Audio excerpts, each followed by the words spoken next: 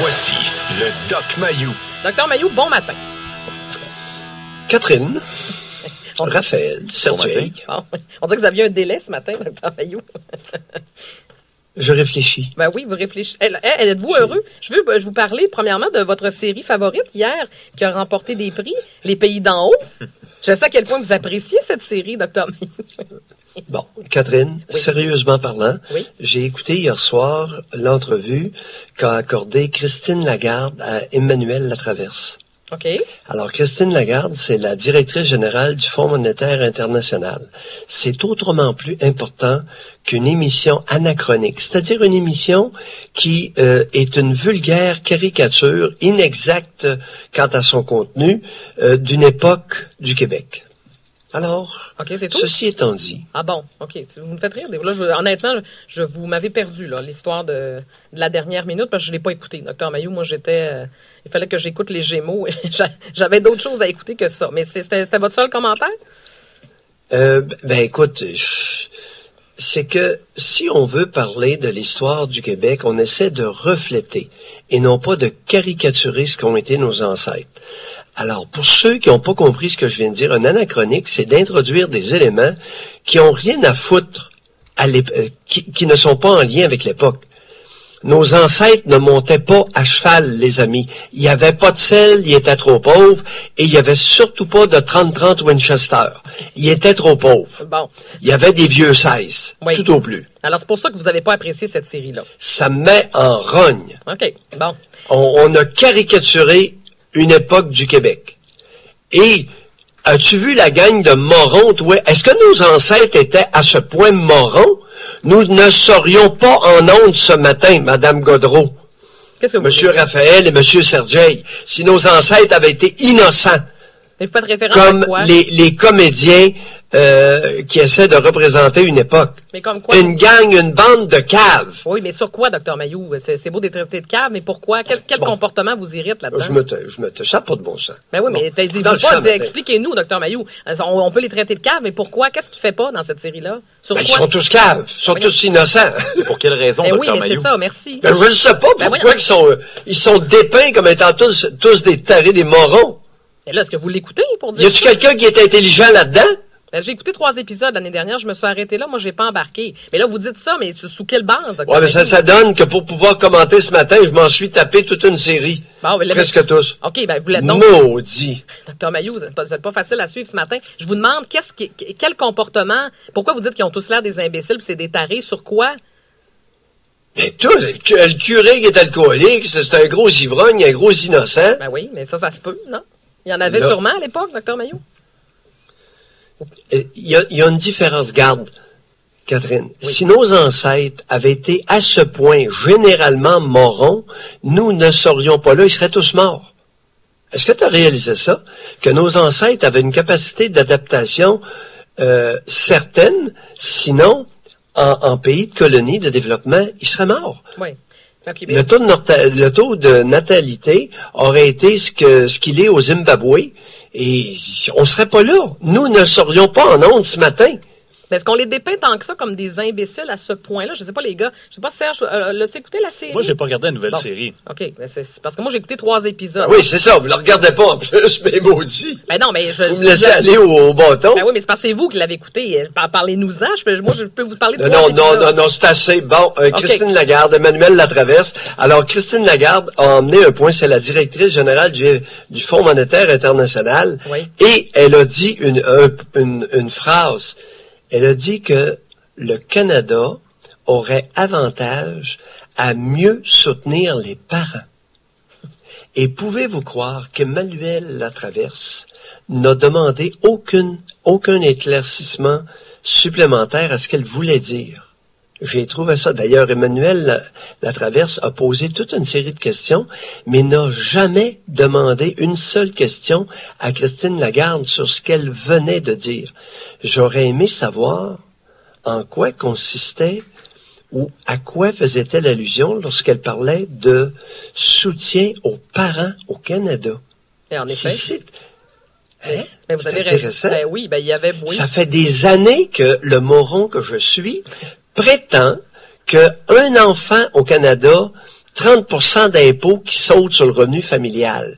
2 enfants, 2 tiers qui sautent. 3 enfants, les familles ne paient plus d'impôts au Canada afin de fournir un incitatif financier pour que les meilleurs éléments du Canada se reproduisent. Oui, ça fait des années que vous parlez de ça, en effet. Mais ça aurait été intéressant. Il y avait plusieurs sous-questions à poser. Dommage qu'on ne soit pas allé là. Elle en a, cette valeur, Emmanuelle Latraverse, est une femme extrêmement brillante. Et elle est tellement brillante qu'elle comprenait d'emblée ce que voulait dire Christine Lagarde, mais j'aurais aimé, le limité que je suis, mieux comprendre sa pensée. Oui, bien, Dr Mayou, c'est pas juste de vous. En tant que journaliste, tu dois poser, même si toi, tu as compris ce qu'elle voulait dire, c'est possible qu'à la maison, on n'ait pas compris. Faut que tu ailles plus loin. Hey, Dr Mayou, parlant oui. Il y a un dossier que vous martelez depuis plusieurs années, c'est la consommation de cannabis chez oui. les adultes. Avez-vous vu cette dernière étude, oui. autant aux États-Unis qu'au Canada? Oui. C'est extrêmement inquiétant. La consommation de marijuana qui a beaucoup augmenté chez les adultes âgés de plus de 26 ans. Oui. Donc, une nouvelle étude. Ouais. Puis pendant ce temps-là, on attend toujours, d'ailleurs, Justin Trudeau et son dossier de légalisation. On dirait que ça piétine, ce dossier-là. Et effectivement, je rencontre régulièrement des poteux de 60 ans. Alors, on est rendu là. Ils ont débuté il y a 40 ans à poter, puis pas encore. Donc, alors, il y en a l'histoire de dire que la drogue et les jeunes, c'est terminé. C'est la drogue et les êtres humains. Mais malheureusement, Dr Mayou, il y a encore beaucoup de banalisation. J'entendais encore récemment des gens, ben oui, mais je fume juste du pot. C'est pas bien grave, c'est juste. Mais c'est vrai, on l'entend encore, Dr Mayou. C'est encore présent. Oui. Ben oui. Écoute, de la même façon que, pas de problème, je prends juste une petite bière. Une petite, c'est 6. Mais vous avez raison de mentionner que chez les gens plus âgés, parce que selon cette étude-là, l'augmentation de la consommation a bondi de 455% chez les Américains âgés de 55 à 64 ans. On prend des statistiques de 2002 à 2014 et c'est sensiblement la même chose au Canada. C'est énorme, Dr Mayou. Oui, c'est épidémique. La drogue est épidémique et j'ai toujours été en faveur de sa légalisation afin de mieux, d'abord de sortir ça du milieu criminel et aussi de mieux l'étudier afin d'informer la population. Et là, la collectivité décidera ce qu'elle fera. Une fois bien informés, ceux qui veulent se droguer, qui se droguent. C'est comme l'histoire du fentanyl. Hey, la GRC est en train de capoter avec le fentanyl. Parce qu'il y en a toute une série. Le fentanyl étant un opiacé, c'est un antidouleur extrêmement efficace. Okay. C'est un des plus puissants. Mais il est tellement puissant que si t'en prends 3 ou 4 pilules, t'arrêtes de respirer, puis tu crèves. Alors là, ils sont en train de capoter à Vancouver avec le fentanyl, parce qu'il y a eu plusieurs décès, tu sais, ça meurt de plus en plus avec ça, et beaucoup l'utilisent comme façon de se suicider. Ah oui? Mais les mois que ça crée, j'écoutais, écoute, la semaine dernière, Radio-Canada n'en avait que pour la GRC qui s'affolait littéralement du fentanyl. Et, est-ce qu'ils ont raison, Dr Mayou? Est-ce qu'ils ont raison de s'affoler? C'est un puissant opiacé, puis les drogués se droguent avec ça, puis ceux qui veulent terminer leur jour, ils ont un produit efficace au lieu de se causer toutes sortes de problèmes. Mais de là, et même le Collège des médecins a demandé, ça c'est bizarre, avez-vous vu passer ça? Le Collège des médecins qui demande au gouvernement de légiférer supposément en matière de fentanyl. Je n'ai rien compris. Ça n'a pas été repris des médias. J'ai écouté une couple il y a des individus qui qui accordent des entrevues et qui sont nébuleux. Je l'ai pas compris, celle-là. En quoi l'histoire du fentanyl, là, va falloir en parler parce que ça s'en vient, là. C'est un produit qui est facilement fabricable et puis extrêmement puissant. Alors, c'est un antidouleur. C'est important de bien informer la population et les drogués que c'est un puissant opiacé, c'est-à-dire de la famille de la morphine. C'est beaucoup plus puissant que l'héroïne. Ah oui? OK. Et oui, c'est un des antidouleurs les plus puissants, mais ça a comme effet secondaire de déprimer la respiration. C'est-à-dire que si vous en prenez juste un peu trop, vous allez cesser de respirer. Alors, les amis, si vous cessez de respirer, vous devenez bleu et c'est terminé. Ouais, mais docteur, dans le trou ou dans le toaster. Bon. Mais oui, mais c'est ça. Simplement dire au monde, écoutez, soyez prudents. Oh, mais Alors, je veux bien que... Oui. Dans quelles circonstances on se fait prescrire ça? Ça veut dire qu'il faut que je sois drôlement en douleur pour... Non. C'est un excellent antidouleur. C'est le plus puissant. Non, mais on s'entend qu'on prend pas ça pour un mal de tête, là. Non, il y a des individus qui ont toutes sortes de douleurs chroniques suite à des accidents de travail, suite à des accidents d'automobile qui demeurent avec des douleurs atroces. Est-ce qu'on vient aussi accro rapidement que l'héroïne, Dr. Mailloux?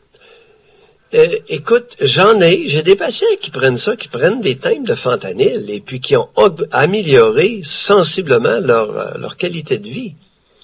Alors, c'est un antidouleur, lorsqu'il est utilisé à bon escient, qui peut vraiment soulager des êtres humains de douleurs atroces. Et en terminant, Dr. Mailloux, je vous en... Mais maintenant, c'est important d'informer les drogués. S'il vous plaît, soyez bien conscients que si vous jouez avec ça, vous êtes près du trou du toaster. Est-ce qu'on peut parler en terminant? Tu comprends? Oui. Parce que je veux vous garder 2-3 minutes parce qu'il nous reste peu de temps. Oui. J'aimerais ça. Avez-vous vu l'histoire en fin de semaine concernant ce complot déjoué? Encore une fois, 2 jeunes adolescents qui planifiaient de tuer des camarades de classe. C'est la mère d'un des suspects qui l'a dénoncé. Tu sais, Dr. Mailloux, ça doit pas être facile de dénoncer son propre enfant. Est-ce que c'est plus facile pour un père que pour une mère? Ben, écoute, la mère avait le choix entre dénoncer son fils ou faire les manchettes pour ne pas l'avoir fait. Oui. Entre 2 mots, il nous arrive de choisir le moindre. Oui. Non, alors, grand bien lui fasse. C'est une bonne décision de sa part. Mais c'est parce qu'autrement, on sait, tu sais, l'histoire de toutes ces... le fait de ne pas dénoncer des crimes en préparation, de plus en plus, amène les proches à l'avant-scène de l'actualité, n'est-ce pas, que ce soit dans les gestes de terrorisme ou d'assassinat ou de ci et de ça. Parce que là, on s'en allait les parents, oui. On s'en allait dans un dossier exactement comme celui de Trois-Rivières, là. Parce que là, leur plan était très avancé. Ils avaient même la boisson pour droguer la jeune fille. Ils voulaient en tuer quelques-uns. On s'en allait exactement au même endroit qu'à Trois-Rivières. Alors, heureusement, il y a une mère de famille qui a eu la brillance d'esprit de dire, hey, attendez, là, ça fonctionne pas. Mais c'est parce qu'il y a des gens qui commentent sur notre page Facebook, entre autres Gabriel, qui dit, avec le système de justice qu'on a au Québec, c'est peut-être mieux de s'occuper de soi-même en tant que parent de la sentence de son propre enfant. Il dit, laissez ça au père et non aux mères. Vous en pensez quoi? Est-ce que c'est plus au père qu'aux mères à réagir?